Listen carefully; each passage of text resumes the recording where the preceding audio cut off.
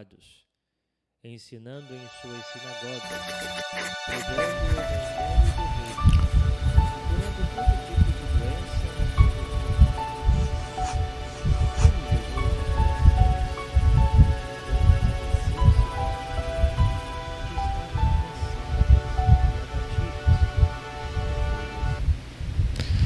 pelo sinal da Santa Cruz, livra-nos Deus, nosso Senhor, dos nossos inimigos. Em nome do Pai, do Filho e do Espírito Santo. Amém. Vinde, Espírito Santo, enchei os corações dos vossos fiéis e acendei neles o fogo do vosso amor. Enviai o vosso Espírito e tudo será criado, e renovareis a face da terra. Oremos.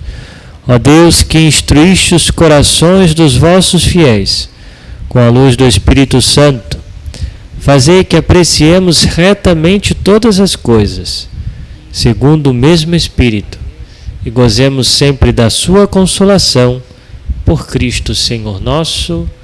Amém. Então vamos continuar a leitura do Evangelho de São Mateus, no capítulo 10, e hoje os versículos de 16 a 23.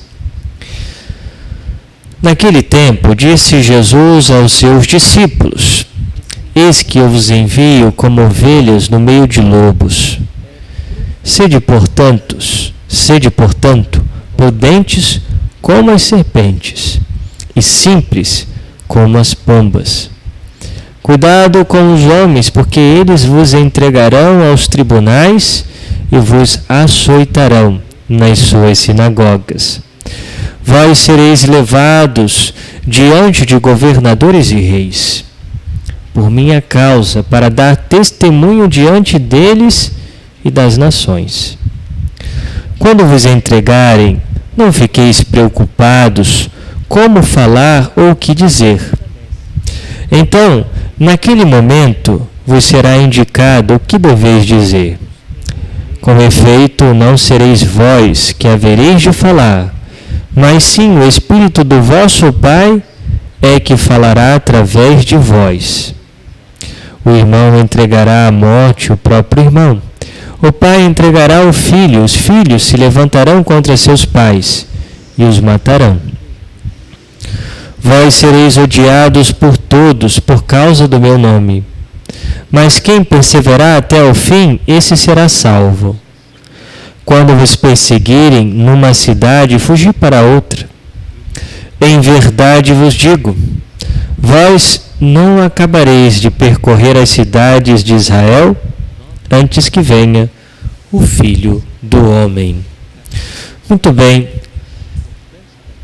Jesus, então, nesse Evangelho, ele dá uma série de instruções e advertências que terão aplicação constante a toda a história da igreja. Jesus aqui fala de perseguição, né? Eis que vos envio como ovelhas no meio de lobos. Disse isso aos seus discípulos, né? E Jesus aqui revela que estes serão perseguidos. Quando vos entregarem, não fiqueis preocupados como falar ou o que dizer. É o Espírito Santo que falará em vós. E aqui, claro, nós nos lembramos dos mártires, né?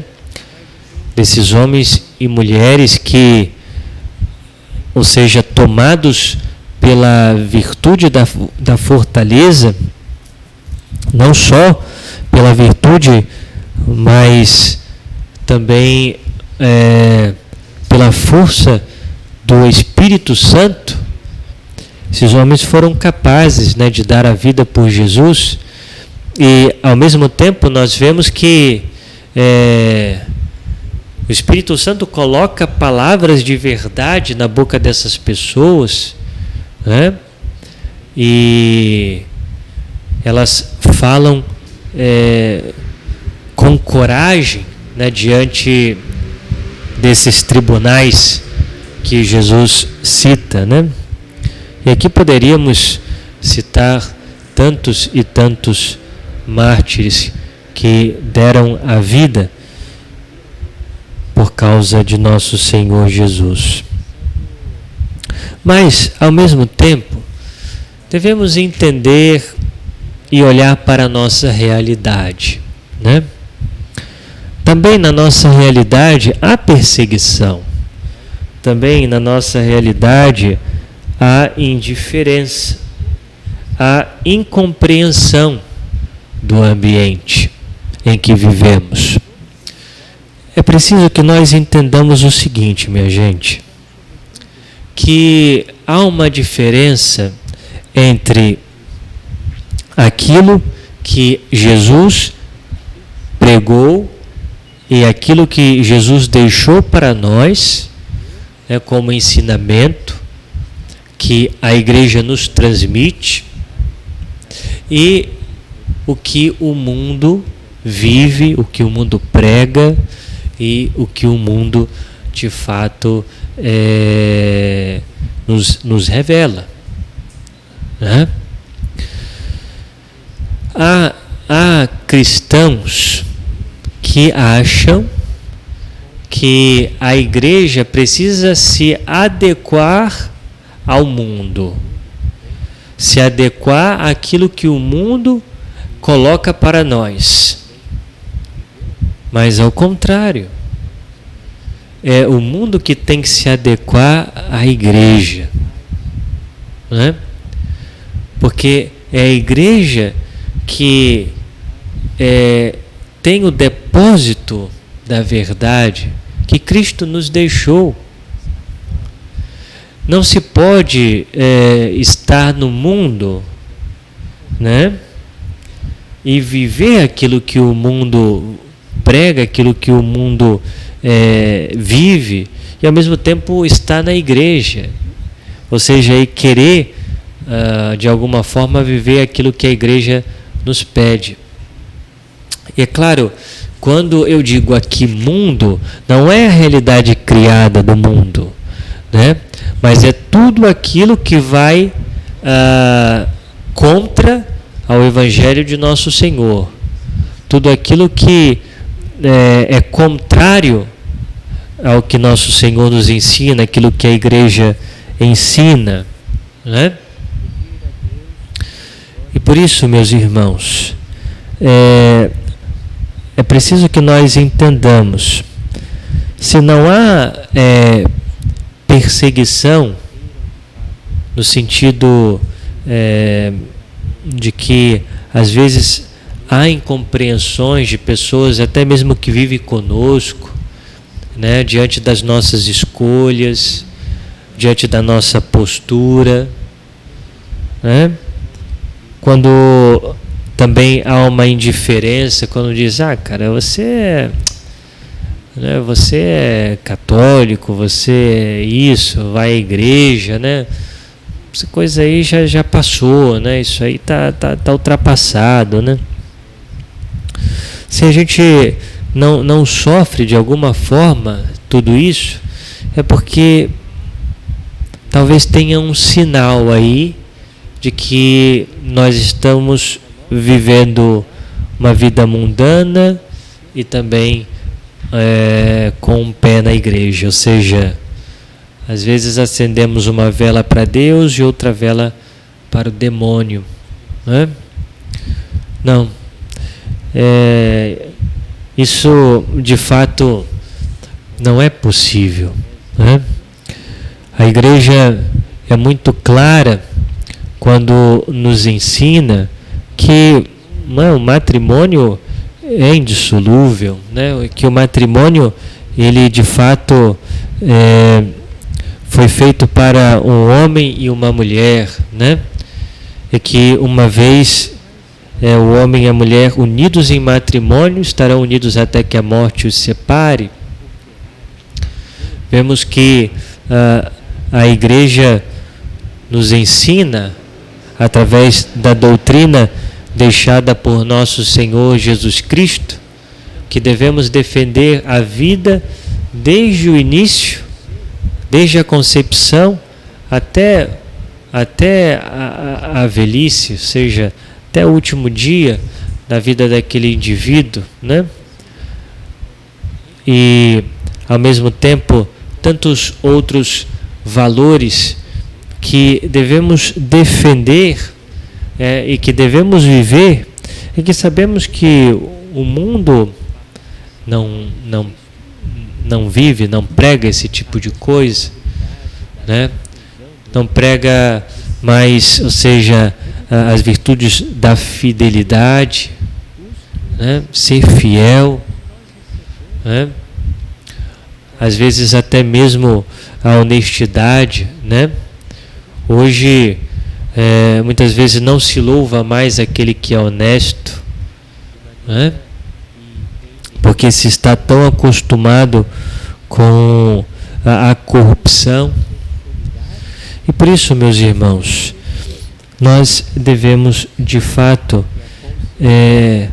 saber que não podemos comungar com as realidades mundanas, né? Com as realidades mundanas.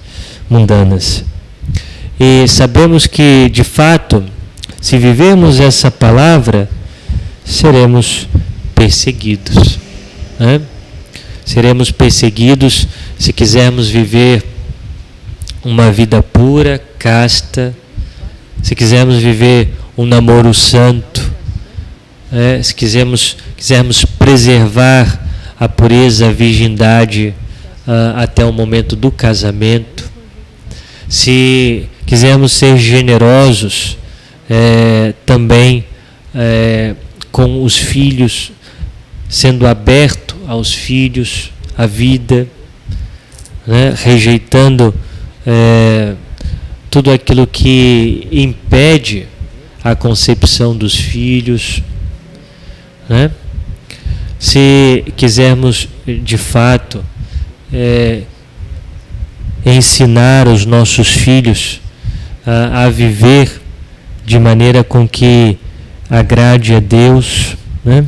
Ou seja, sofreremos perseguição da sociedade, né? E devemos saber que Deus nos dará a graça para vivermos essa realidade. O Espírito Santo falará em nós na hora de dar uma resposta, ou seja, de ensinar o outro, né? Aproveitar e evangelizar o outro. Mas, de fato, não se pode ficar em cima do muro.